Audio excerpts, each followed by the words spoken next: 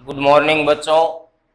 आज हम पढ़ेंगे संसद के कार्य और शक्तियों के बारे में कि संसद के क्या क्या कार्य हैं या क्या क्या अधिकार है या क्या क्या शक्तियां हैं जो भारतीय संविधान के द्वारा संसद को प्रदान की गई है। तो सबसे पहली शक्ति है विधायी शक्तियां। तो संसद का सबसे महत्वपूर्ण कार्य है राष्ट्र हित के लिए यानी देश के हित के लिए कानूनों का निर्माण करना। हमारी संसद को संघ सूची, समवर्ती सूची तथा अवशिष्ट विषयों पर कानून बनाने का अधिकार प्राप्त है। अवशिष्ट विषय के अंतर्गत वे विषय शामिल किए गए हैं जो न तो संघ सूची में शामिल है, न ही राज्य सूची में शामिल है और न ही समवर्ती सूची में शामिल है। तो इस प्रकार हमारी संसद को राष्ट्र हित के लिए संघ सूची, समवर्ती सूची और अवशिष्ट विषयों पर कानून बनाने का अधिकार है। यदि समवर्ती सूची के किसी विषय पर कानून निर्माण को लेकर केंद्र सरकार और राज्य सरकार के बीच किसी भी प्रकार का मतभेद है या विवाद है तो ऐसी परिस्थिति में अंतिम निर्णय जो है वो संसद का ही मान्य होगा। तो इस प्रकार ये संसद की पहली शक्ति है विधायी शक्ति अर्थात कानून निर्माण संबंधी शक्ति। दूसरी शक्ति या दूसरा कार्य है संविधान में संशोधन की शक्ति। तो इसके अंतर्गत भारतीय संविधान में यदि किसी भी प्रकार का संशोधन करना है, परिवर्तन करना है, बदलाव करना है तो उसका प्रस्ताव संसद में ही पारित किया जा सकता है। संविधान के अधिकांश भाग ऐसे हैं जिनमें संसद या तो सामान्य बहुमत से या फिर संसद के दोनों सदनों यानी लोकसभा और राज्यसभा दोनों सदनों के अलग अलग 2/3 बहुमत से परिवर्तन कर सकती है। जबकि कुछ भाग ऐसे हैं जिनमें परिवर्तन या संशोधन करने के लिए भारत देश के आधे राज्यों के विधान मंडलों की स्वीकृति लेना आवश्यक है। तो इस प्रकार संसद का दूसरा कार्य है संविधान में संशोधन या बदलाव या परिवर्तन करने की शक्ति। यदि भारत के मूल संविधान में किसी भी प्रकार का संशोधन या परिवर्तन करना है तो उसका प्रस्ताव संसद में ही पारित किया जाएगा और संविधान के अधिकांश भाग ऐसे हैं जिनमें संसद या तो सामान्य बहुमत से या फिर दोनों सदनों के अलग अलग 2/3 बहुमत से उसमें परिवर्तन कर सकती है। जबकि कुछ भाग ऐसे हैं जिनमें संशोधन के लिए देश के आधे राज्यों के विधान मंडलों की स्वीकृति लेना आवश्यक है। तीसरा कार्य है वित्तीय शक्ति। तो हमारी भारतीय संसद को राष्ट्रीय वित्त यानी राष्ट्र के धन पर पूर्ण अधिकार प्राप्त है।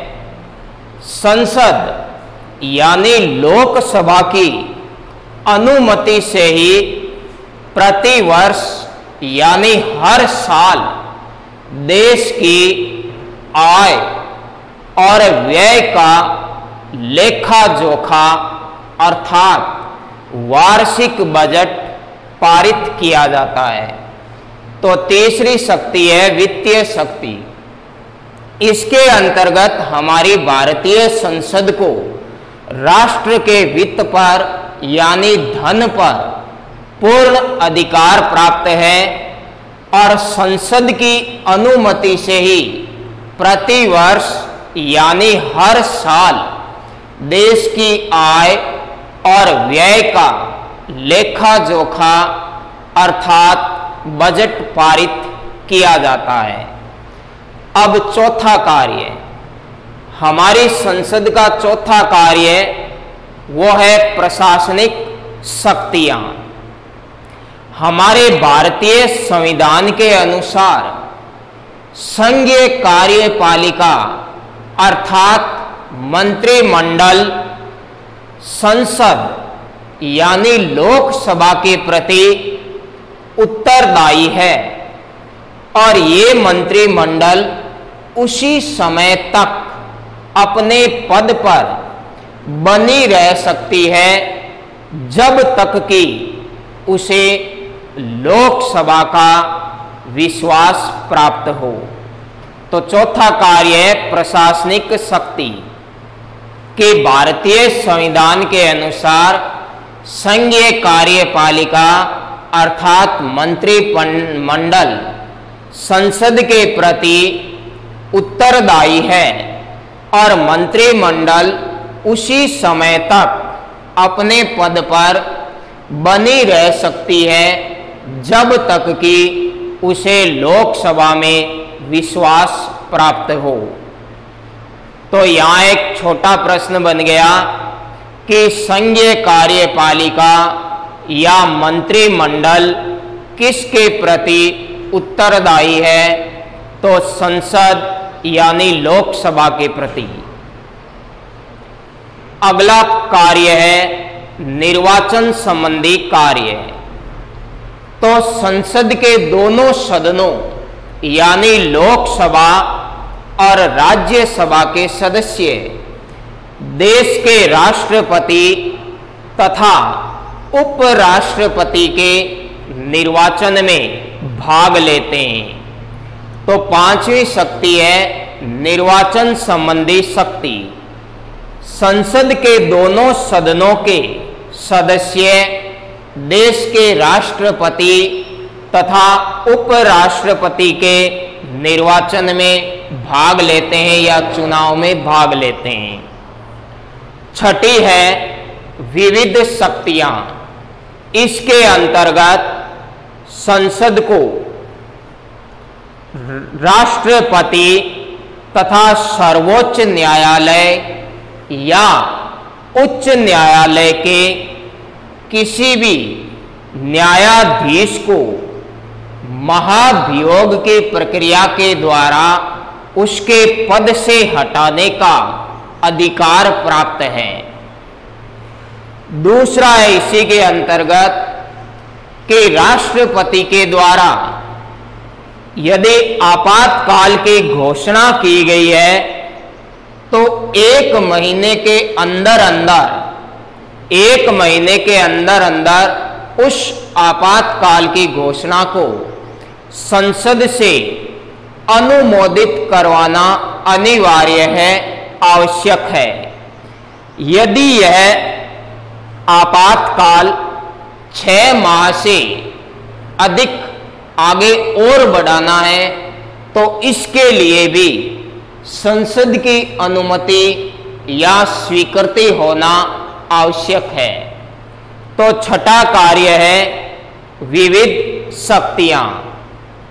तो इसके अंतर्गत संसद जो है वो राष्ट्रपति तथा सर्वोच्च न्यायालय या उच्च न्यायालय के किसी भी न्यायाधीश के विरुद्ध महाभियोग प्रस्ताव पारित कर उसे उसके पद से हटा सकती है। इसी के अंतर्गत दूसरी शक्ति है कि राष्ट्रपति के द्वारा घोषित आपातकाल 1 महीने के अंदर अंदर संसद से अनुमोदित होना आवश्यक है, जो अधिकतम 6 महीने के लिए लागू होता है। यदि इस आपातकाल को और आगे बढ़ाना है तो इसके लिए भी संसद की स्वीकृति होना आवश्यक है। तो बच्चों, इस पर आपके एक निबंधात्मक प्रश्न हो गया कि संसद के दोनों सदनों के नाम लिखते हुए संसद के कार्यों एवं शक्तियों का वर्णन कीजिए। प्रश्न दोबारा दोहरा देता हूं। प्रश्न है, संसद के दोनों सदनों के नाम लिखते हुए संसद के कार्यों एवं शक्तियों का वर्णन कीजिए। निबंधात्मक प्रश्न है और इस पाठ में से आपके वार्षिक परीक्षा में केवल निबंधात्मक प्रश्न ही आएंगे, वो भी 7 नंबर का एक प्रश्न। अब हम पढ़ेंगे राष्ट्रपति के बारे में कि हमारे देश में राष्ट्रपति की नियुक्ति संविधान के किस अनुच्छेद के अंतर्गत होती है और उसके निर्वाचन की क्या प्रक्रिया है। तो हमारे भारतीय संविधान के अनुच्छेद 52 के अनुसार हमारे देश का एक राष्ट्रपति होगा, जिसमें कार्यपालिका की समस्त शक्तियां निहित होगी और वो अर्थात राष्ट्रपति संघीय कार्यपालिका का वैधानिक प्रधान होगा, यानी औपचारिक प्रधान होगा। और हमारे देश में संवैधानिक मुखिया जो है वो राष्ट्रपति को कहा जाता है, जबकि राष्ट्रपति की वास्तविक शक्तियों का उपयोग जो है वो प्रधानमंत्री एवं उसकी मंत्री परिषद के द्वारा किया जाता है। तो हमारे देश का संवैधानिक मुखिया तो होता है राष्ट्रपति, जबकि वास्तविक मुखिया या वास्तविक प्रधान जो है वो है प्रधानमंत्री और उसकी मंत्री परिषद। तो थोड़ा दोबारा बता देता हूं कि भारतीय संविधान के अनुच्छेद 52 के अनुसार हमारे देश का एक राष्ट्रपति होगा, जिसमें संघ की अर्थात भारत देश की कार्यपालिका संबंधी शक्ति निहित होगी और राष्ट्रपति ही संघीय कार्यपालिका का औपचारिक यानी वैधानिक प्रधान होता है, अर्थात संवैधानिक मुखिया होता है। और प्रधानमंत्री और उसके मंत्री परिषद के द्वारा जो भी निर्णय लिए जाते हैं वो सभी निर्णय राष्ट्रपति के नाम से ही लिए जाते हैं। और कोई भी विधेयक कानून तभी बन पाता है जब उस पर राष्ट्रपति अपनी स्वीकृति देता है, अपनी अनुमति देता है। तो इस प्रकार यहां छोटा सा प्रश्न हो गया कि भारतीय संविधान के किस अनुच्छेद के अनुसार देश का एक राष्ट्रपति होगा। तो वो अनुच्छेद है 52। अगला प्रश्न कि भारत संघ की या भारतीय संघ की कार्यपालिका संबंधी शक्ति किसमें निहित है। तो उसका उत्तर होगा राष्ट्रपति। यहीं पर अगला प्रश्न कि भारत देश का संवैधानिक मुखिया किसे कहा गया है। तो इसका उत्तर भी होगा राष्ट्रपति।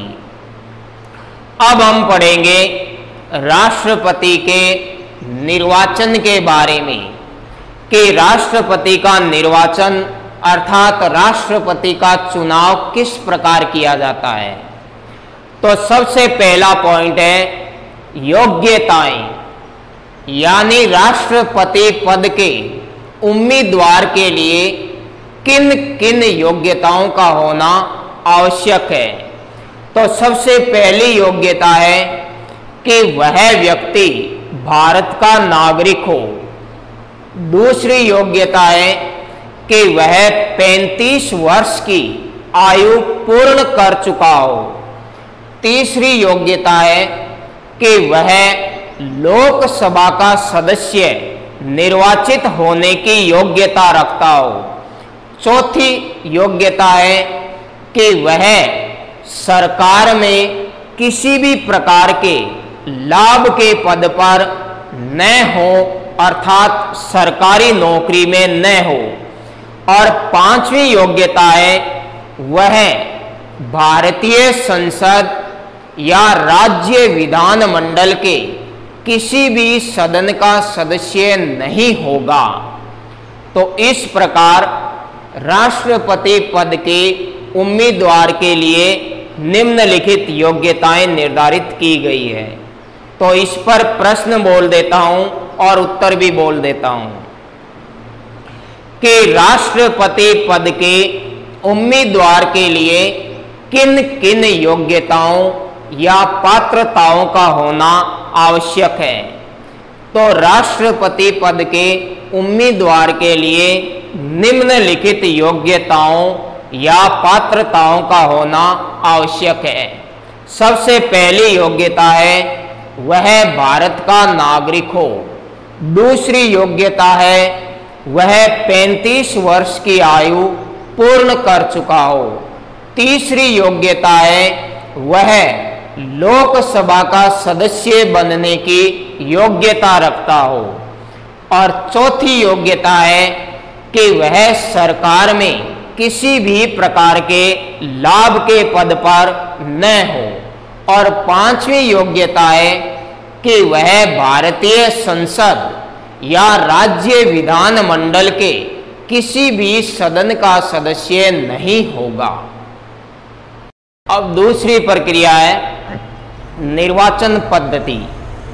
तो राष्ट्रपति के चुनाव के लिए हमारे देश में अप्रत्यक्ष निर्वाचन के पद्धति को अपनाया गया है, जो एकल संक्रमणीय मत प्रणाली यानी गुप्त मतदान प्रणाली पर आधारित होती है।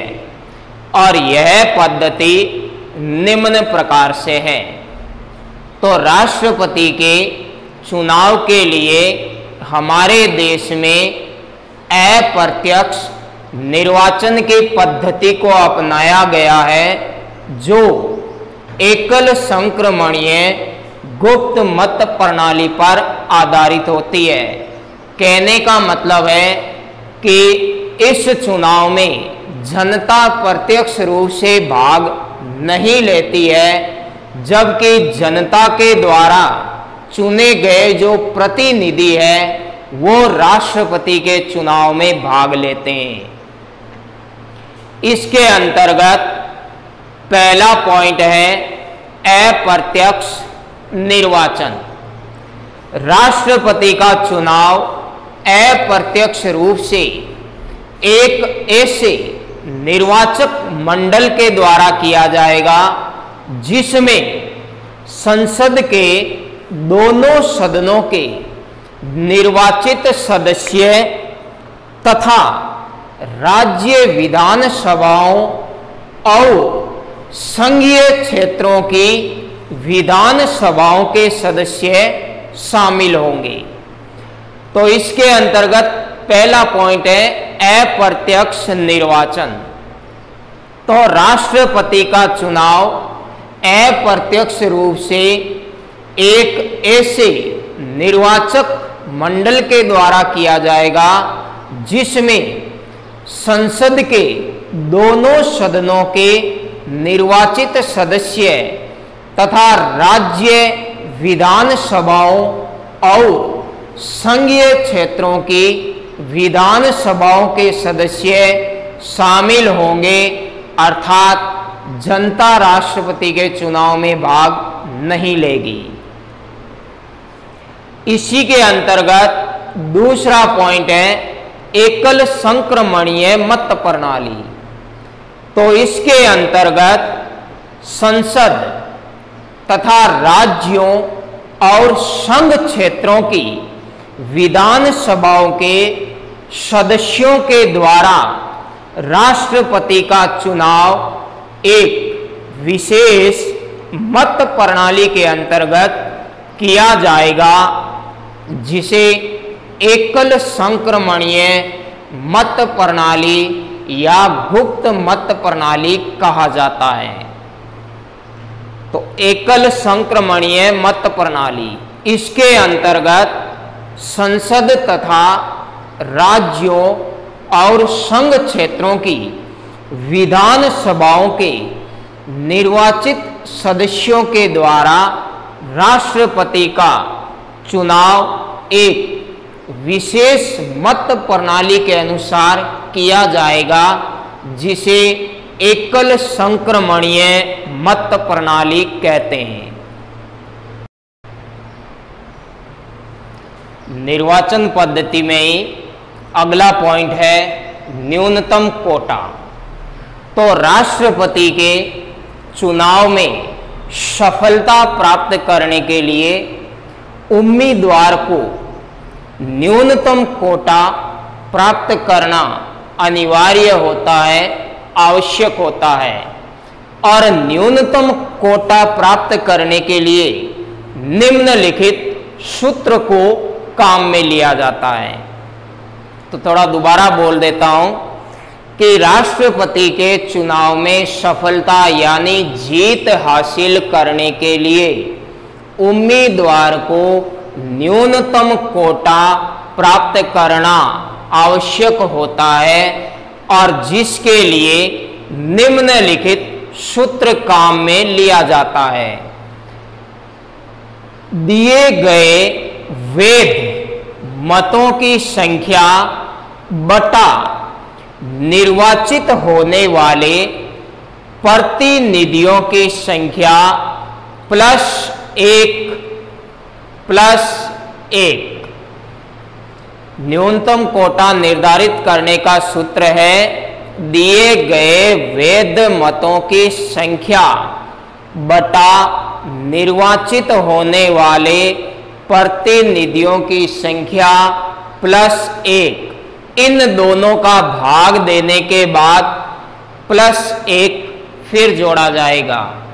इस प्रकार राष्ट्रपति के पद के उम्मीदवार के लिए न्यूनतम कोटे का निर्धारण किया जाता है। न्यूनतम कोटे का अर्थ है कि उसे एक वोट की संख्या दे दी जाती है कि आपको इतने प्रतिशत वोट प्राप्त होने अनिवार्य है। उसे कहते हैं न्यूनतम कोटा, यानी कम से कम इतने वोट प्राप्त होने चाहिए। अब निर्वाचक सभी प्रत्याशियों के सम्मुख वरीयता अंकित करते हैं, यानी उनका निर्धारण करते हैं कि किस प्रत्याशी को कितने वोट मिले हैं। और इस मतगणना के दौरान सर्वप्रथम प्रत्याशियों को मिले पहली वरीयता के यानी पहले क्रम के मतों के वोटों की गणना की जाती है।